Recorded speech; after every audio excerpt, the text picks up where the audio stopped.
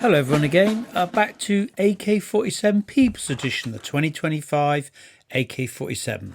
Now we're going to do a bit of work on shooting. Now shooting is a bunch of dice versus a bunch of dice. Nothing too revolutionary there. Now it works like this. All shooting hits on 5 or 6s, so scores of 5 or 6. If you shoot back at people, you need 6s. Let's show how this works. So here's a foot base. If this foot base shoots once, he gets a dice. If he shoots twice, he gets 2 dice. Let's give him some little friends to be with. So I'm going to put 3 foot bases. Now, I'm just going to state the obvious now. There's 3 foot bases. They're going to shoot twice. So 1 dice, 1 dice, 1 dice. And the second shot, 1 dice, 1 dice, 1 dice. And that's all it is. You pick up the 6 dice. You roll them. 5 or 6s. There's 2 hits. That's how you shoot. Now, where it gets more complicated is not everything's a foot base. There's a little table here. This is the play sheet that we downloaded free of charge from the Peter Pig website. I just printed one off. Now, it works like this. So if you look at the top line, a foot base can shoot 3 squares, no diagonals, of course. If you're shooting another foot base, it gets 1 dice. Shooting a towed gun gets 1 dice. And it has no effect to vehicles. Now just go down to, say, machine guns. Machine guns. Range of 4 squares. 3 dice versus foot bases. 2 dice at towed guns. And 1 at any vehicles except for tanks. Now let me illustrate how that works.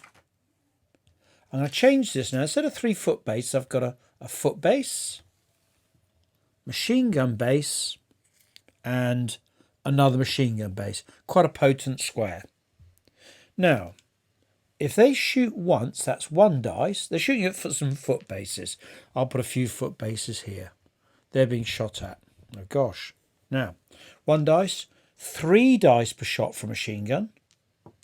Now suddenly 1 shot from this bunch of 3 bases gives you 7 dice. If they shoot twice, then the foot base gets the 2nd dice, 3 more for this machine gun, and 3 more for this machine gun. It looks fairly horrible. Now, although it's a lot of dice, these 2 shots, it's quite a powerful square. That's 6 dice, 12 dice, 14 dice. On 5 or 6s, you expect about 5 hits. And with 5 hits, most saves are 4, 5, 6, 3, 4, 5 or 6. So you get about 2 kills. So it's not quite as bad as it seems. Kills are whole bases. So that whole base either lives or dies. There's no little tallies, micro dice, stuff like that. Now let's look at another mixed square. Here is 5 bases shooting. 1, 2, 3, 4, 5. Now, let's say they're going to shoot once. Well, 5 bases, 1 dice. Push up a bit. They get 1 dice, 1 dice, 1 dice, 1 dice, 1 dice. So it's easy to learn. You just see it's a dice per base. You pick your dice up. Don't forget the 6s are piggy faces. Peter Pig invented this idea back in 2002, I think it was. And a lot of other companies have now copied now. Because traditionally, the picture on a dice was on the 1. But we made it so the picture was on the 6. But a lot of people have copied that. I'll roll the dice. And I'll push them all into the screen. Well, no hits at all. But there we go. Now, this is where it starts to get a little bit more complicated. Let's see how to tank, for example. There's a tank there. Tank. Now, when a tank shoots, it gets a range of 5, so outdistances foot firing. Only gets 1 dice against foot, 2 dice against towed gun, but 3 dice against another vehicle. So, I'll move these infantry out of the way. If this tank, I've only put them so close so people can see the models. If this tank was shooting at that vehicle, it gets 3 dice for a shot, which is a bit more impressive. 2 shots, it gets 6 dice. I roll the 6 dice. And I've got only one hit. It's terrible. One hit, the rest are misses. Now then that would do a save. This used the traditional hit and save idea so that both players take a part in it. And it means there's less variables on the shooting because the variables are on the save. Vehicles save on a basic 456, but +2 if it's heavy armour, +1 if it's light armour, and that sort of thing. So this armoured car would save on a 456, light armour saves on a 3, 4, 5 or 6. I'll do that. Yeah, it's fine. If it failed, it's dead. There's no partial damage or track knocked off, that sort of thing. That's how they shoot. Now, of course, 5 squares is halfway across the table. That's a really good range. But nothing is brilliant in the game, so technicals might be good at shooting at infantry, but they're not much good at having any armour.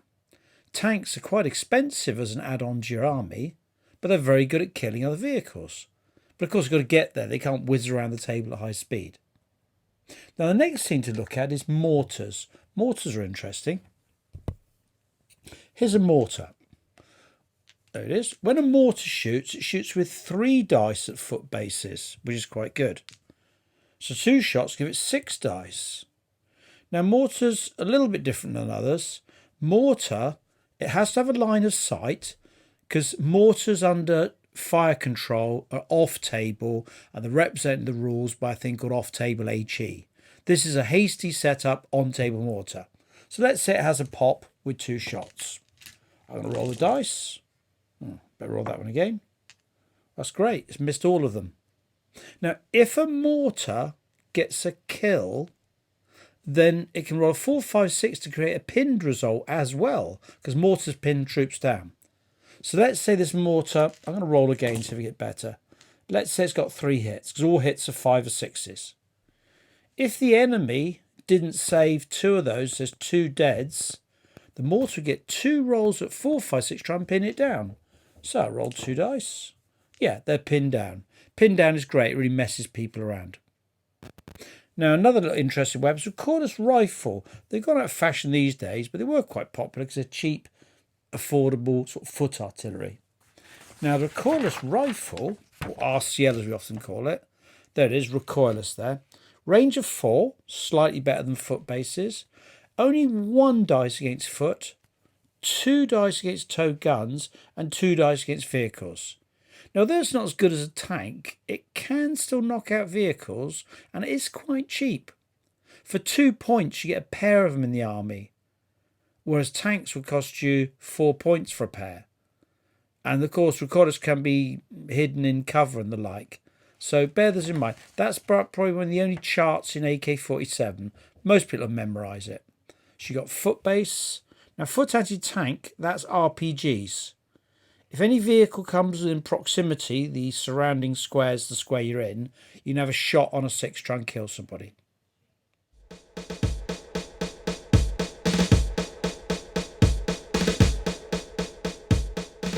Now I'm going to talk about how to shoot back at people, or provoked shooting.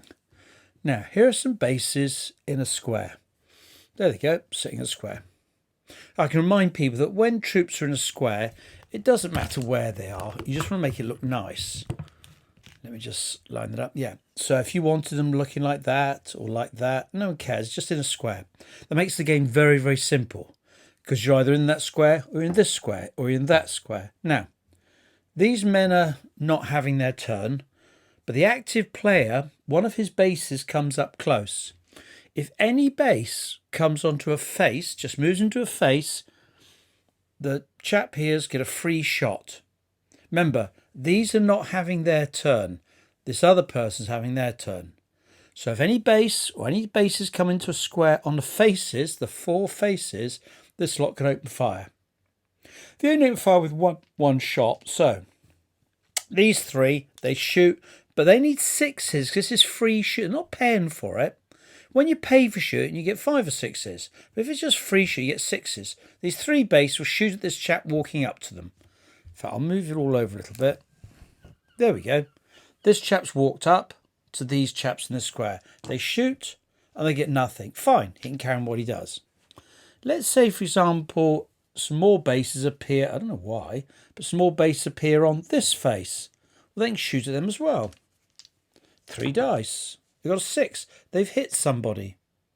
That means that these people who are the passive players' figures who aren't having their turn, they shoot loads of times if people keep coming up on all their different faces. It's not very likely, but they could shoot lots and lots of times. So you shoot at people approaching on that face, and shoot at people on this face, and on that face, and on this face here. Of course, they won't happen very often. It's very likely that you're sitting here and 4 lots of base appear next to you. But if anyone appears on the face, you can shoot at them. Now, if an extra base joins these people, we don't get another shot. He's just joining them. Now, the next thing about shooting is what's called return shooting. Now, let's just pan out a little bit. There we go. These 3 bases are here, and these 3 bases are there. These, with the white dice, shooting at the yellow dice men. These yellow dice men will be sitting still doing nothing, but if someone shoots at them, they'll shoot back. They're going to be shot at by these 2 rifle bases. They're going to shoot twice each. They shoot. Well, we've got a couple of hits. Now, we did work out saves and that, but the point is this. If these men are shot at, they shoot back. So sometimes it's best not to provoke people if there's a lot of them. Now, when they shoot back, they only shoot back with a dice each. There's 3 bases. They need 6s because they're not paying for shooting. It's just a response. And there we go. Oh, they got 1 hit back. Now, just as I said before, every time these men are shot at, they can shoot back. Of course, they have to have an effect. There's no point in shooting back at a tank if it's over here because they don't have an effect against a tank. There's no point in shooting back at something that's out of their range. They've only got 3 square range. 1, 2, 3. So obviously they can't shoot back at things if they're out of range.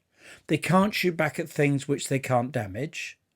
But they can shoot enemy who either come into the 4 faces or enemy that shoot at them.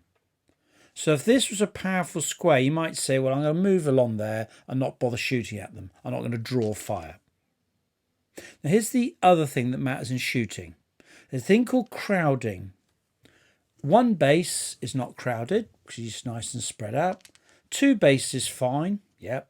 3 bases is fine. The moment you hit 4 bases, we call it crowded. Now, here's the difference it makes.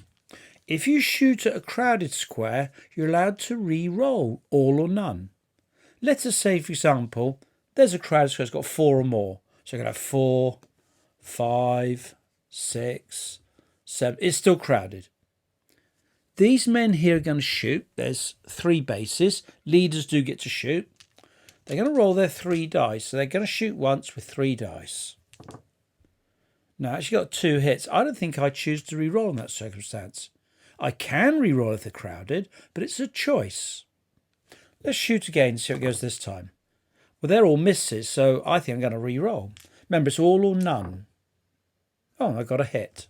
So the disadvantage of being crowded, that's 4 or more, is whoever shoots at you can re-roll. It's not deadly, and they've got to make a decision. For example, if I got 4 dice and I got 2 hits, I wouldn't bother re-rolling that. 1 hit, I'll probably re-roll, not so sure. No hits, definitely re-roll. So they're going to shoot with 3 dice. If they're crowded, I think 2 hits is brilliant. Shoot again. 1 hit. That's average because 5 or 6 is 1 in 3. But I might re-roll just to be greedy. That'll teach me. No hits at all. That's crowding. So crowding isn't at 1 base or 2 base or 3. It's 4. And it's not like a tank doesn't affect crowding. It's the foot bases. This is 4 or more foot bases. And now yet another complexity. If this tank shoots at these men, they can still respond because in the square that provoked them are some targets they can deal with. So if the tank says, I'm going to shoot at these, they shoot back. They cannot affect the tank. It's too far away. But the men with the tank are they're provoking him, so they can shoot back. So tank shoots, bang. And they say, well, I can't damage the tank, but in the same square as the person who provoked me are these foot bases. So this tank might be better to be over there. Then it'd be fine. A couple of little odds and ends on shooting.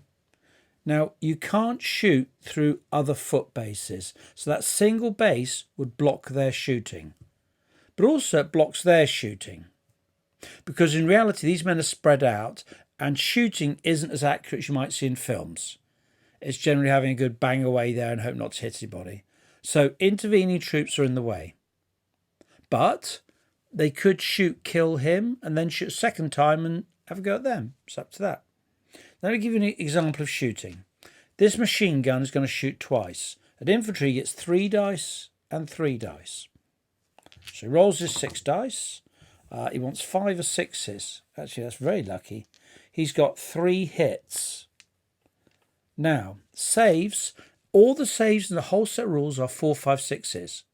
But +1 if you're in cover, plus another 1 if you're taking cover. That means you haven't moved, you're not moving at all. Plus another 1 if you're not only in cover but in a solid building or jungle. It's really hard to kill.